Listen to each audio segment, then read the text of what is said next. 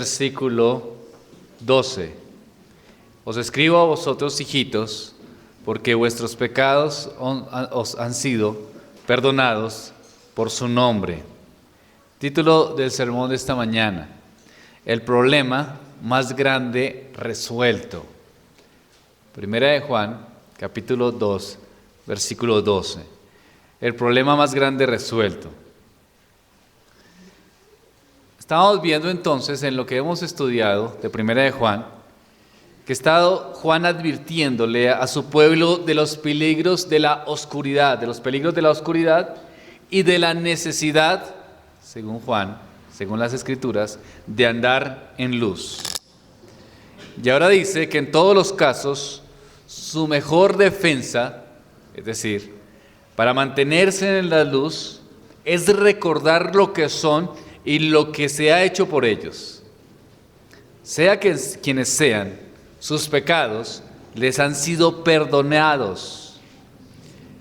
Sea que sean quienes sean, conocen que desde el principio Dios mismo ha hecho una obra planificada para redención. Entonces, si entendemos este principio de que el Señor Jesucristo nos salvó, nos perdonó nuestros pecados, podemos enfrentar al maligno y vencerle. Dicho de otra manera, venimos estudiando todos los versículos acerca de lo que es el amor al prójimo, de lo que es estar en luz y de lo que es estar en tinieblas. Venimos hablando de lo que es el amor según el Antiguo Testamento y cómo Dios lo trae en el Nuevo Testamento. Entonces habíamos dicho hace 15 días que el amor era entonces hacia los enemigos, ¿verdad? Hace 20 días, era hacia los enemigos y que era una manera diferente. Después dice que es el amor real a los hermanos. Y después dice que eso es lo que es estar en luz, y andar en tinieblas es no experimentar ese tipo de amor. Ahora, si usted es como yo, creo que en algún sentido tuvo que quedar algo desconsolado. Porque eso es un nivel alto, ¿verdad? El que hemos venido hablando.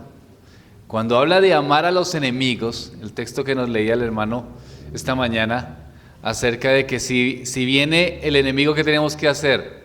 ¿Darle qué? El hermano Leonel, ¿qué tenemos que hacer? Darle comida y darle bebida, ¿no? Entonces, si viene el que nos aborrece, debemos darle comida y debemos darle bebida. Entonces está muy de acuerdo a lo que está diciendo el Señor Jesucristo de que amemos a nuestros enemigos. Nuestros enemigos son personas que nos detestan en algunos momentos, nos odian, hablan mal de nosotros, dicen cosas a nuestras espaldas. Si nos ven, no se sienten incómodos, se prefieren salir en lugar de estar cerca a nosotros, no quieren conversar con nosotros, nos aborrecen y tal vez en algunos casos hacen cosas totalmente terribles hacia nosotros. La Biblia dice que ¿qué tenemos que hacer? Tenemos que amarlos. También habla la Biblia que hay un grupo que se llama iglesia, y en esa iglesia se debe manifestar el amor a personas que son constantes, inconstantes, personas que son un poquito gravosas. Dice las Escrituras que tenemos entonces que amarles, porque eso es estar en luz. Ahora, ¿eso es fácil hacerlo? ¿Ustedes qué opinan? ¿Es fácil que la persona que usted aborrece, usted tenga que bendecirle y ayudarle, de hecho, y que la persona incómoda, usted tenga que someter esa carne, incomodarse y en tener una buena relación con esos incómodos? La Biblia dice que debemos hacerlo, pero ¿es fácil o es difícil? Creo que es complicado, ¿verdad? Y desde nuestra forma natural, sin Cristo, pues definitivamente creo que es un casi imposible. Entonces, aquí lo que hace Juan es decirnos y darnos el ánimo para que podamos hacerlo en medio de esta dificultad. Os escribo a vosotros, hijitos. Es decir, miren, lo que les acabo de decir, de que el que aborrece a su hermano está en tinieblas, pero el que anda en tinieblas no sabe para dónde va, pero el que está en tinieblas está cegado. Esos son los que están sin Cristo. Pero el que ama a su hermano permanece en luz y en él no hay tropiezo. Estoy hablándoles a ustedes, cristianos. Escribo a vosotros, hijitos, porque vuestros pecados, aquí viene el punto, ¿Cómo hago entonces para poder amar a mi hermano y a mi enemigo? ¿Qué tengo que pensar para poder hacerlo? El Señor nos dice cómo tenemos que hacerlo, recordándonos que vuestros pecados que han sido perdonados. Ahí está el punto, ¿no? Primera parte del versículo, os escribo. Juan es un pastor, recordemos eso, que personalmente se dirige a los miembros de la iglesia. Dice, os escribo, no les mando decir, sino que os escribo yo mismo. Quiere decir que sus palabras, una vez escritas, son permanentes. Lo que estoy diciendo es revelación divina y debe permanecer en sus corazones. No es algo, o estoy citando a alguien, no estoy hablando de alguna cosa que leí o que pensé o que me pareció. Estoy diciendo una realidad bíblica. Os escribo. Mis palabras son permanentes. ¿Por qué? ¿Por qué lo escribe? Porque para nosotros, queridos hermanos, es muy fácil olvidar la palabra hablada. Es decir, a veces cuando yo hago entrevistas, como ustedes saben, hago entrevistas en el colegio a profesores cristianos o a empleados, una de las preguntas que le hago es, ¿cuál fue la predicación del domingo? ¿Ustedes podrían recordarla? Y la mayoría de las personas se coge la cabeza. ¿Cuál fue la predicación del domingo? ¿Fue a la iglesia el domingo? Sí, yo fui yo. ¿Cuál fue la predicación? Las palabras se olvidan rápido, ¿verdad?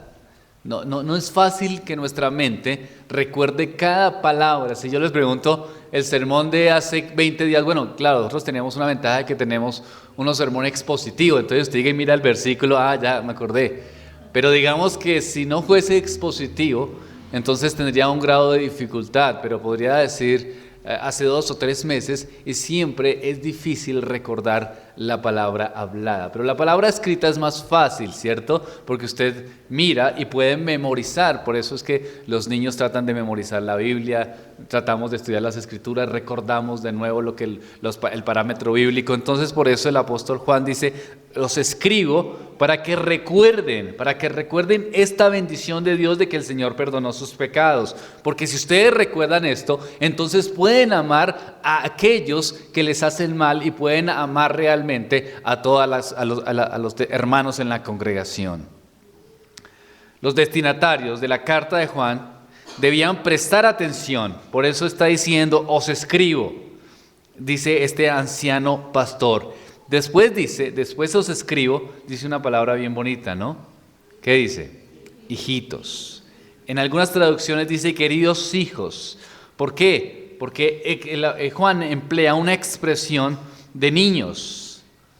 Así como le está hablando a todos los fieles, pero de una forma cariñosa, porque es un hombre anciano y se refiere a su congregación como hijos o hijitos.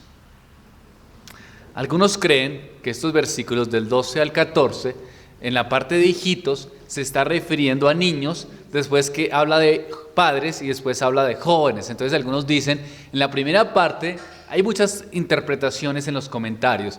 Algunos dicen, en la primera parte se está refiriendo a los niños, en la segunda parte se está refiriendo a los padres y en la tercera parte se está refiriendo a los jóvenes. Creo que esa es una interpretación, pero no es la adecuada. Creo que la adecuada es que en el versículo 12 se está refiriendo a la congregación en general. Cuando dice hijitos o queridos hijos en algunas traducciones, se está refiriendo a todos los creyentes que él está pastoreando o que él ha venido pastoreando o los que van a leer esta carta. Después sí menciona 2 grupos. ¿Cuáles son? Los grupos de los padres y los grupos de ¿qué? De los jóvenes. No le veo mucho sentido tener que nombrar a los niños, después a los jóvenes y después a los padres. Creo que hay 2 grupos claros, que son los padres y después son los jóvenes. Y en el versículo 12 se refiere a ¿quiénes? A todos, a toda la congregación en general. Aquí me parece que lo que está utilizando Juan es una expresión de cariño. Y esta expresión de cariño es interesante porque Juan la ha utilizado en muchas otras ocasiones, diciéndoles queridos, amados, hijitos, como un anciano que habla a toda la comunidad y quiere que la comunidad esté atenta y quiere exhortarla y alentarla. Así que entendido estos términos, empieza entonces a hablar de lo que él quiere que recordemos. Entonces, Juan no está tratando de manejar niveles de edad, sino que está tratando de hablar a un grupo en general en el versículo 12. Y aquí habla entonces de lo que quiere que recuerden su congregación o su iglesia. Porque, ¿qué dice? La parte C. Porque vuestros pecados, dice, han sido perdonados.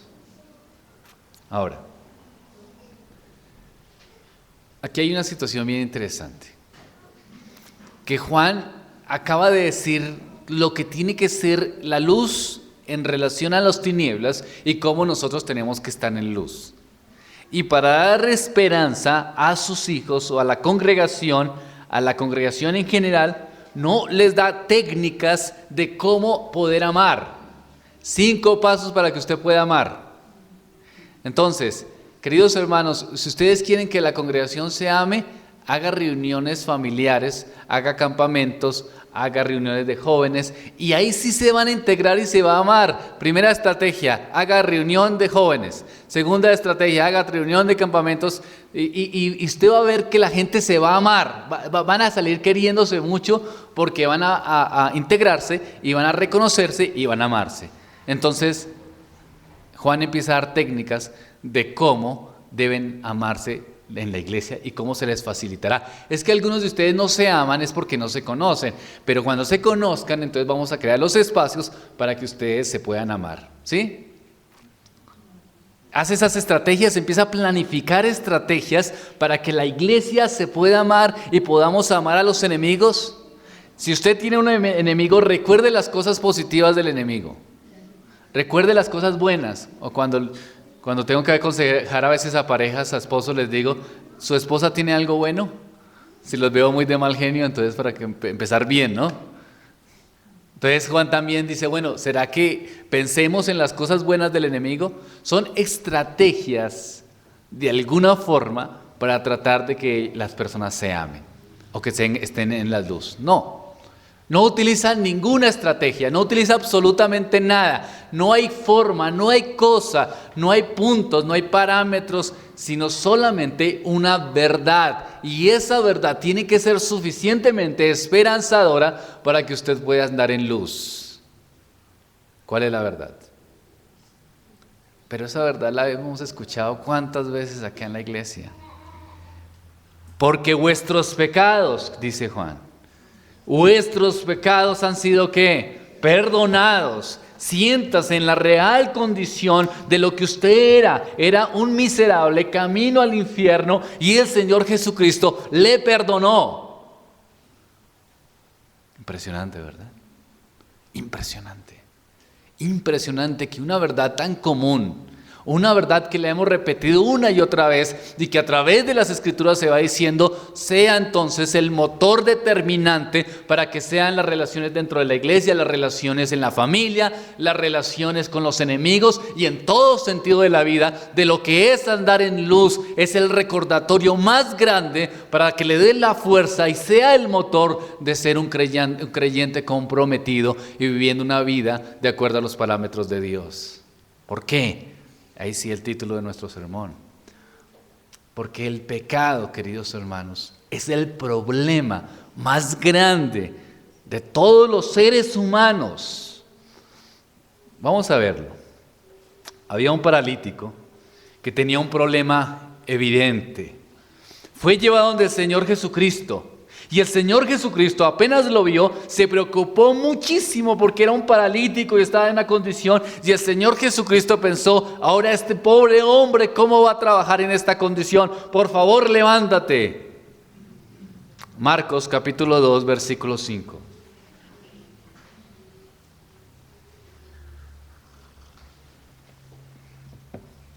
El paralítico fue llevado por 4 de sus amigos a la casa donde Jesús estaba. Y Jesús lo vio y de inmediato corrió. para ayudar a este pobre hombre en esta difícil circunstancia.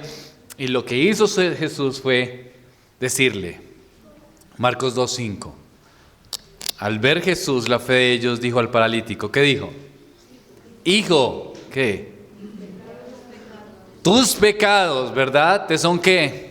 Perdonados. Pero es que es interesante lo que hace el Señor Jesucristo. Es tan diferente a nosotros porque el Señor sabe la magnitud del asunto de que nuestros pecados no sean perdonados. Es decir, ve a un hombre en la peor condición, en el peor estado, un hombre paralítico.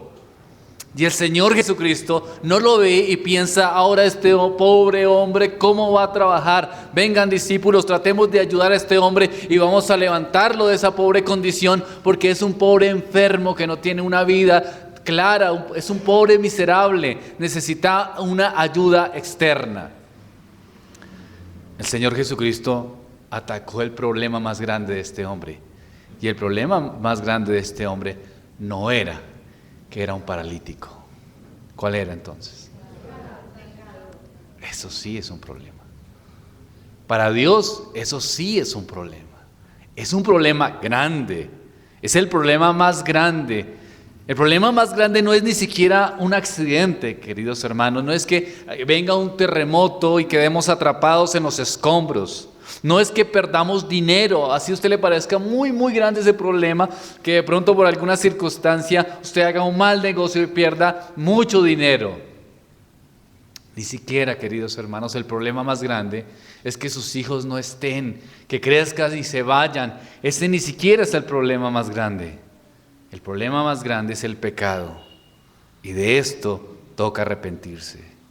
El problema más grave es que estamos consumidos sin Cristo en el pecado, pero Jesucristo vino a solucionar el problema más grave del hombre, su condición de esclavitud pecaminosa, y el Señor Jesucristo vino a libertar a los hombres de esa condición, libres de la condición del pecado. No hay otra cosa más grande, más grave que el hombre pueda experimentar. Miren lo que estamos viendo en Colombia, queridos hermanos. Tenemos que arrepentirnos o pereceremos. Es el llamado de las Escrituras a una nación como la nuestra. Una ministra de Educación que es lesbiana, en un pueblo cercano a Bogotá, es violado un niño de 2 años. Son situaciones que usted ve en las noticias y usted ¿qué piensa? Usted piensa, estamos muy mal. ¿Pero por qué piensa que estamos muy mal? Por la actuación que se está viviendo y por la dificultad y por el martirio que están sufriendo estas familias, los niños en Colombia, la moralidad en Colombia. Usted piensa, estamos muy mal, pero con todo y lo que estamos mal, ese no es nuestro problema mayor. El problema mayor es ¿cuál? Que los hombres no vienen a arrepentirse ¿de qué? De sus pecados. Vemos muertes, violaciones, atracos, miseria, pobreza, pero con todo y eso no es el mayor problema. El mayor problema es que sus pecados no han sido perdonados. Ese es el mayor problema de la humanidad y ese es el mayor problema que estamos viviendo como nación. Claro, hay muchas iglesias que pues se dice que están en avivamiento, llenan muchas personas, pero la realidad es que no estamos en ningún avivamiento, sino que estamos atendiendo y viendo el juicio de Dios por nuestra nación, y tenemos que orar como hermanos en Cristo Jesús para que Dios traiga a los hombres al arrepentimiento. Cristo vino predicando el evangelio de salvación, porque este es el gran problema del hombre. La cosa es la siguiente. ¿Recuerdan ustedes el diluvio? Fue una cosa terrible, ¿no? Como veíamos en Pactos, ¿no? No es como a veces se les enseña a los niños en la escuela dominical, que está Noé, y están los leoncitos, y están los animalitos, y todos entran al arca. No, era una catástrofe, ¿verdad? Era lamento, era lloro, era agonía real, era sufrimiento real de las personas que estaban por fuera tratando de llegar al arca y entrar a él, pero que mucho tiempo Noé les había dicho que tenían la oportunidad. ¿Y qué hacían? Se burlaban, seguían rechazando. Entonces, estamos en la miseria. Estamos en un país que está llevando las cosas en contra de Dios y su palabra, pero las personas no reaccionan que el mayor problema es su pecado y siguen rechazando a Dios. Siguen todavía pensando que los problemas se van a arreglar en los diálogos de paz de La Habana. O siguen pensando que los problemas se van a arreglar porque hay pena de muerte, o porque van a hacer esto, porque van a hacer lo otro. Dicen muchas cosas tratando de buscar cómo se va a arreglar el país y el problema y todas las circunstancias, o por la parte económica, o si estamos en un tipo de gobierno con cierto partido. Pero la realidad, queridos hermanos, es que el problema real, ¿cuál es? El pecado. El pecado.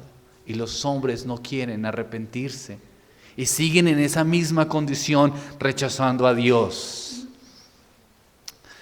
Tuve la oportunidad en el 99, cuando estuvo el terremoto, que les he contado aquí en Armenia, estaba de misionero y tuve la oportunidad de ir a los 15, 20 días después de la catástrofe a evangelizar todo lo que es la parte del Quindío, donde fue la zona fuerte de la catástrofe. Éramos un grupo de jóvenes y yo pensaba, eso tiene que ser impresionante. Cuando lleguemos allá, todo el mundo va a correr. ¿Qué tenemos que hacer para ser salvos? Porque después de haber visto familiares morir, después de haber visto las paredes de su casa encima de ellos y el poder de Dios, la fuerza de Dios, pues las personas tendrán que estar pensando, es momento de que ya nos arrepintamos y vengamos a Cristo. Cuando llegamos y empezamos a evangelizar, bueno, los paisas por lo general son muy amables, ¿no? Pero no venían a Cristo. Es decir, ni estando en el umbral de la muerte, podían reconocer que el problema más grande era su pecado. Seguían pensando que el problema grande era que la nación tenía que dar ciertos recursos para reconstrucción. Tenía que pensar que el problema más grande era hacer nuevas casas con unas características particulares por si se presenta otra vez el terremoto o de otra forma. Pero no pensaban que el problema más grande era su condición pecaminosa y querían al infierno si llegaran a morir. Y vieron a muchos muriendo y ni siquiera viendo la muerte en su puerta venían al arrepentimiento. ¿Eso qué es? Corazones que duros, no corrían al evangelio y no querían la solución a su problema, al problema más grande. Queridos hermanos, las escrituras dicen que existe el infierno, que sí existe el crujir de dientes y el lloro. Dice las escrituras que vendrá el juicio a las naciones. Eso es lo que narra Apocalipsis. Es el juicio delante de Dios y que tenemos que dar todos cuenta al Altísimo. O sea que el problema más grande es que estemos en paz con Dios, que podamos pedir perdón por nuestros pecados. Es el llamamiento al arrepentimiento. El pecado no es un juego. Es tan grave el pecado, queridos hermanos, que llevó a Jesucristo a la cruz del Calvario. Aquí puede venir la peor catástrofe en cualquier momento, o puede venir el Señor en su segunda venida. Y si no estamos preparados, las cosas serán muy complicadas. Así usted hubiese pensado que el problema más grande que tenía era mañana ir a trabajar. Así hubiera pensado que el problema más grande que usted tenía en este momento es no tener la cuota de la casa para el próximo mes.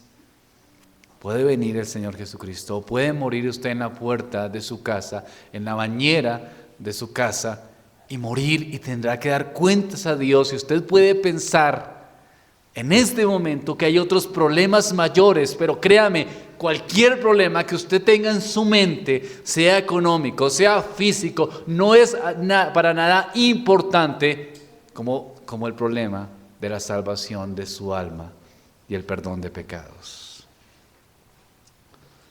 Ahora, querido hermano y amigo, Estás aquí en la congregación y eso es bueno, ¿verdad? Pero ¿anhelas realmente las cosas de Dios?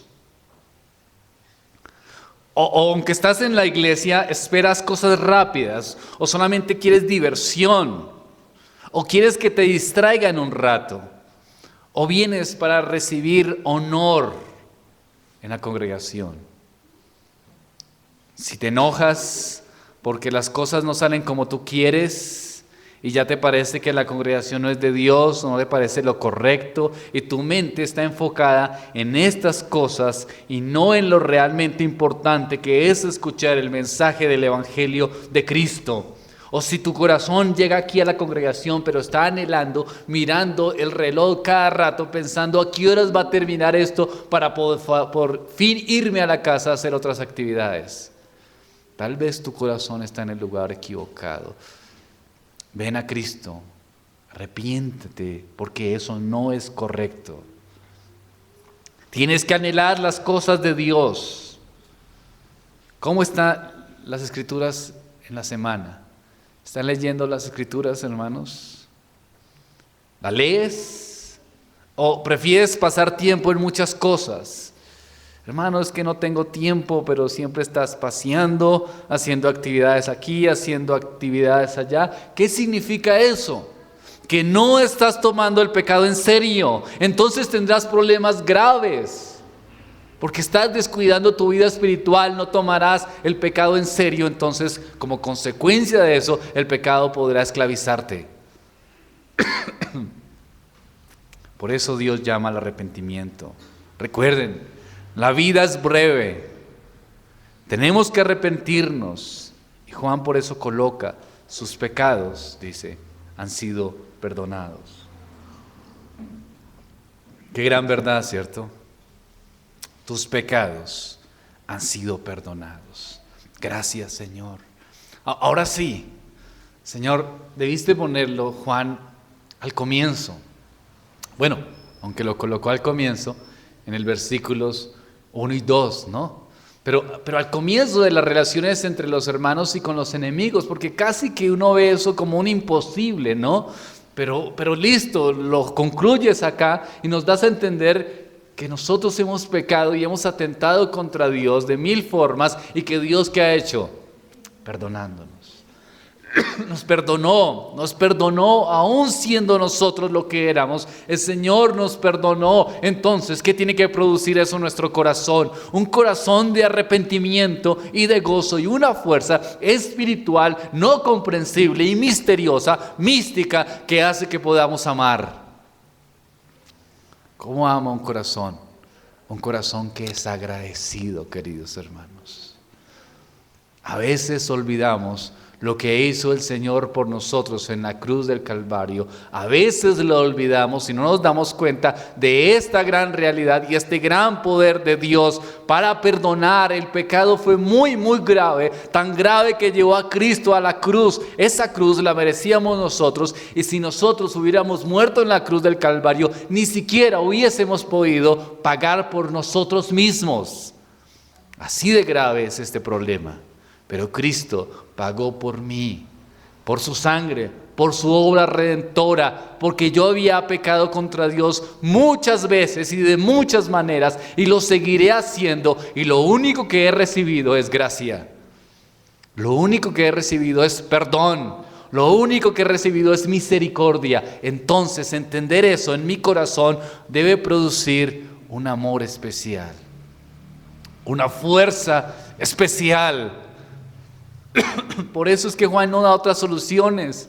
Por eso es que Juan no da otras técnicas. Juan solamente manifiesta un poder especial, y es el poder de sentir que hemos sido perdonados. Gracias, Señor, por eso. ¿Y este perdón cada cuánto es? Es un perdón eterno. Es eterno. Por eso es que a veces estamos mal, hermanos, porque no apreciamos esto. Caemos en dudas, Caemos en desesperación, repetimos nuestros males, porque no valoramos esta verdad, querido hermano. Cuando venga la prueba, podemos decir, Cristo nos perdonó. Cuando venga la tentación, podemos decir, Cristo nos perdonó. Cuando venga el enemigo, podemos decir, Cristo nos perdonó. Cuando tengamos que enfrentarnos a las dificultades familiares, podemos levantarnos y decir, Cristo nos perdonó. Y fue por su nombre, no por nosotros, solo por Jesucristo. Dios mismo provee la solución a este gran problema. Vamos a ver Lucas 24:47.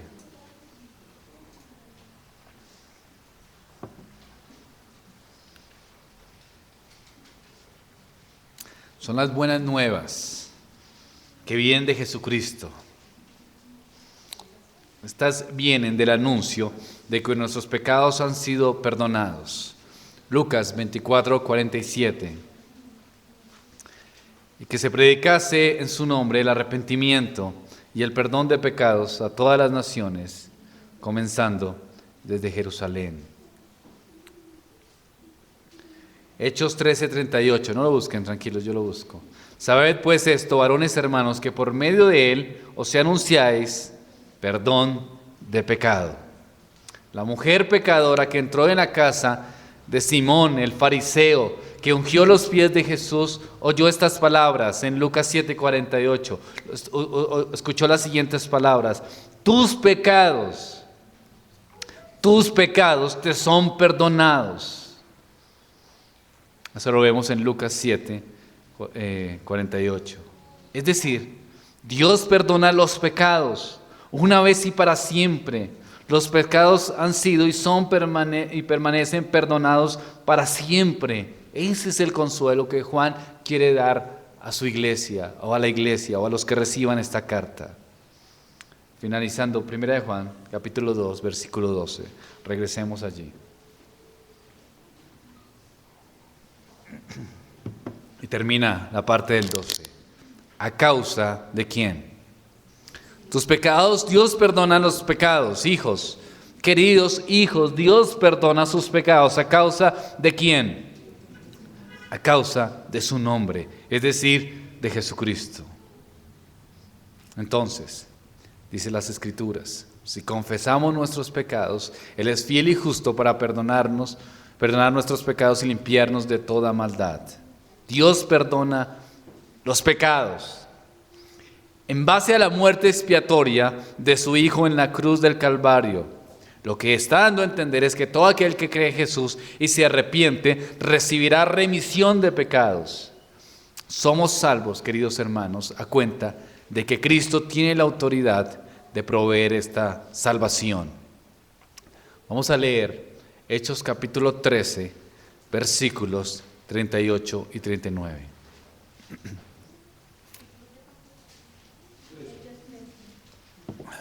Hechos 13, 38 y 39.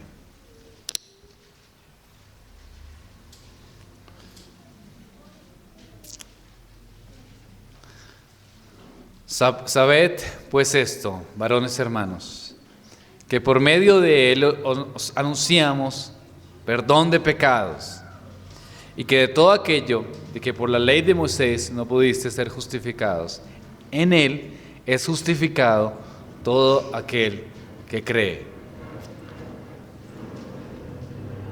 Excelente verdad, excelente. Os escribo a vosotros, hijitos, porque vuestros pecados han sido perdonados. Gracias, Señor, hasta aquí vamos bien. Has perdonado nuestros pecados. Nos están recordando que nuestros pecados han sido perdonados, pero viene algo más. ¿Qué nos quiere recordar Juan? Algo más.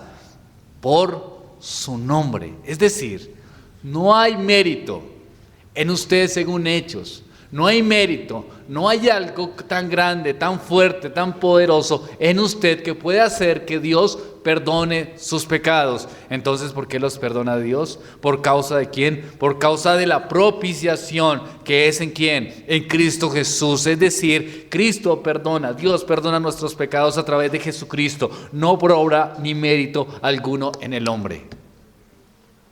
No es por usted. No es por su capacidad, no es por su poder, es por el poder de Dios que levanta a Jesús de los muertos y que nos levantará en el día de la resurrección. Es por el poder de Dios que hace que la cruz de maldición tenga el simbolismo de bendición. Es por el poder de Dios, es por la obra de Cristo en la cruz del Calvario, no en mi mérito alguno, sino en el mérito total de Cristo, porque Él sí cumplió perfectamente todas las obras de la ley. Su justicia está en nosotros, justificación. Entonces, ¿por qué es perdón de pecados? ¿Por quién? Por su nombre. ¿Por el nombre de quién? De Cristo. Entonces, el recordatorio de Juan es el siguiente: sus pecados han sido perdonados, queridos hermanos. Bueno, gracias, Juan. Sabíamos que nosotros éramos buenas personas y que íbamos a estar perdonados porque, pues claro, pues yo no robo, no mato, soy buena gente. No, por su nombre, por su justicia, por su gracia, por su poder, estamos hablando de que el perdón de pecados es a causa de Cristo, como mediador para salvar, para hacer un acto propiciatorio, como el sacerdote, como el cordero inmolado, como el rey, como el profeta, como el todo en la salvación. El evangelio es Cristo Jesús salvando a los pecadores, pero todo está centrado en Dios mismo, no en nosotros. Hermano Helber, pero esto, ¿cómo así? ¿Y nosotros qué? Somos tan importantes, ¿no? ¿Nos consideramos tan importantes? Sí, tenemos un grado de importancia. ¿Cuál es el grado de importancia? Es el pecado que hacemos. Esa es la importancia que tenemos nosotros en la salvación. Eso es lo que nosotros ponemos para ser salvos. Lo que ponemos es nuestro pecado, nuestra maldad, cómo hemos ofendido a Dios. ¿Y qué pone el Señor? El todo, la salvación. Esto es un recordatorio, queridos hermanos. ¿De qué manera es práctica el Evangelio de Cristo? De todo. ¿Lucha usted con su pecado? ¿Lucha usted con ser un buen padre, un buen hijo? ¿Sí lucha o no lucha? ¿O solo me pasa a mí? Bueno, entonces recuerde el Evangelio, recuerde el perdón de pecados. ¿Tiene alguna tentación emocional o sexual o sentimental? Sí. Entonces, ¿qué hacemos? ¿Algún libro que nos diga 5 pasos para salir de eso? ¿O nos metemos en algún lugar donde nos curen, nos hagan algo, nos toquen? Necesitamos, es lo elemental, lo que siempre las Escrituras han movido y que a veces despreciamos. El Evangelio de Cristo no es más, no necesita el hombre nada más, y podemos decir como David: no a nosotros, sino a tu nombre, gloria. Es su gloria el Evangelio, y es lo que necesitamos para luchar contra el pecado, contra la maldad, contra la impureza, contra la injusticia, contra el inconformismo, contra la falta de amor. El Evangelio de Cristo es lo que necesitamos. Bien, hermanos, oremos al Señor.